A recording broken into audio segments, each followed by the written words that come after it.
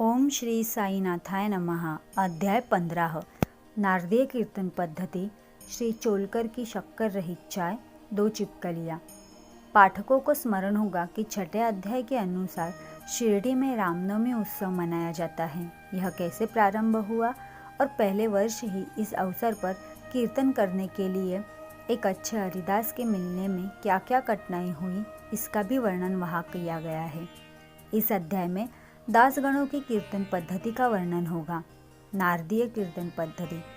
बहुधा हरिदास कीर्तन करते समय एक लंबा अंगरखा और पूरी पोशाक पहनते हैं। वे सिर पर फेटा या साफा बांधते हैं और एक लंबा कोट तथा भीतर कमीज, कंधे पर गमछा और सदैव की भांति एक लंबी धोती पहनते हैं। एक बार गांव में कीर्तन के लिए जाते हुए दासगणों भी उपयुक्त रीति के सज धज कर बाबा को प्रणाम करने पहुँचे। बाबा उन्हें देखते ही कहने लगे, अच्छा दूल्हा राजा, इस प्रकार बंठन कर कहाँ जा रहे हो? उत्तर मिला कि कीर्तन के लिए। बाबा ने पूछा कि कोट, गमछा और फेटे, इन सब की आवश्यकता ही क्या है?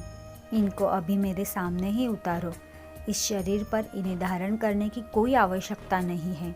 दासगणों ने इन वस्त्रों को कभी नहीं पहना। वे सदैव कमर से ऊपर अंग खुले रखकर हाथ में करताल और गले में हार पहनकर ही कीर्तन किया करते थे। यह पद्धति यद्यपि हरिदासों द्वारा अपनाई गई पद्धति के अनुरूप नहीं है, परंतु फिर भी शुद्ध तथा पवित्र है। कीर्तन पद्धति के जन्मदाता नारद मुनि कटी से ऊपर सिर तक कोई वस्त्र धारण नहीं करते थे। वे एक हाथ में वीणा लेकर हरि कीर्तन करते हुए त्रिलोक में घूमते थे। श्री चोलकर की शक्कर रहित चाय। बाबा की कीर्ति पूना और अहमदनगर जिले में फैल चुकी थी, परंतु श्री नाना साहेब चांदोलकर के व्यक्तिगत वार्तालाप तथा दासगणों के मधुर कीर्तन द्वारा बाबा की कीर्ति कोंकण, मुंबई प्रांत में भी फैल गई। इसका श्रेय केवल श्री दासगणों को ही है। भगवान उन्हें सदैव सुखी रखे। उन्होंने अपने सुंदर प्राकृतिक कीर्तन से बाबा को घर घर में पहुंचा दिया। श्रोताओं की रुचि प्राय भिन्न भिन्न प्रकार की होती है। किसी को हरिदासों की विद्वत्ता, किसी को भाव, किसी को गायन, तो किसी को चुटकुले तथा किसी को वेदांत विवेचन और किसी को उनकी मुख्य कथा रुचकर प्रतीत होती है। परंतु ऐसे बिरले ही है जिनके हृदय में संत कथा तथा कीर्तन सुनकर श्रद्धा और प्रेम उमड़ता है। श्री दासगणों का कीर्तन श्रोताओं के हृदय पर स्थायी प्रभाव डालता है। एक ऐसी घटना नीचे दी जा रही है। एक समय ठाणे के श्री कोम्पिनेश्वर मंदिर में श्री दासगणों कीर्तन में श्री साईं बाबा का गुणगान कर रहे थे। श्रोताओं में एक चोलकर नामक व्यक्ति, जो ठाणे के दीवानी न्यायालय में एक अस्थायी कर्मचारी थे, वे वहां उपस्थित थे। दासगणों का कीर्तन सुनकर वह बहुत प्रभावित हुए और मन ही मन बाबा को नमन कर प्रार्थना करने लगे कि हे बाबा, मैं एक निर्धन व्यक्ति हूँ और अपने कुटुंब का भरण पोषण भी भली भांति करने में असमर्थ हूँ। यदि मैं आपकी कृपा से विभागीय परीक्षा में उत्तीर्ण हो गया तो आपके श्री चरणों में उपस्थित होकर आपके निमित्त मिश्री का प्रसाद बांटूंगा। भाग्य ने पलटा खाया और चोलकर परीक्षा में उत्तीर्ण हो गया। उसकी नौकरी भी स्थायी हो गई। अब केवल संकल्प ही शेष रहा। सुबश्य शीघ्रम।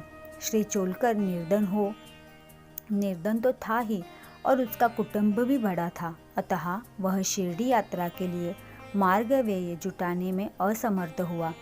ठाणे जिले में एक कहावत प्रचलित है कि नाने घाट व सह्याद्री पर्वत श्रेणियाँ कोई भी सरलतापूर्वक पार कर सकता है, परंतु गरीब को उंबर घाट यानी गृह चक्कर पार करना बड़ा ही कठिन होता है। श्री चोलकर अपना संकल्प शीघ्र पूरा करने के लिए उत्सुक थे। उन्होंने मितव्ययी बनकर अपना खर्च घटाकर पैसे बचाने का निर्णय किया। इस कारण उन्होंने बिना शक्कर की चाय पीना प्रारंभ किया और इस तरह कुछ द्रव्य एकत्रित कर वह शिरडी पहुंचा।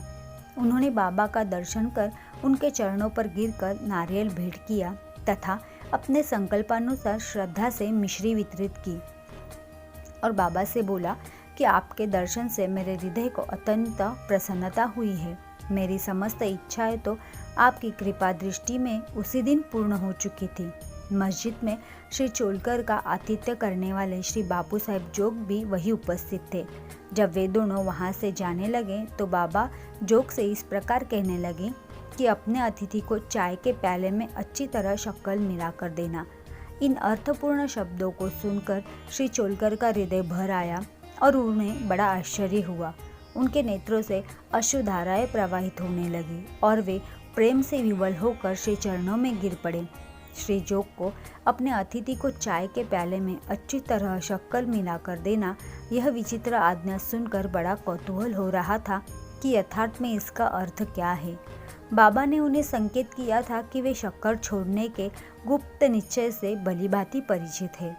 बाबा का यह कथन था कि यदि तुम श्रद्धापूर्वक मेरे सामने हाथ फैलाओगे तो मैं सदैव तुम्हारे साथ रहूँगा। यद्यपि मैं शरीर से यहाँ हूँ, परंतु मुझे 7 समुद्रों के पार भी घटित होने वाली घटनाओं का ज्ञान है।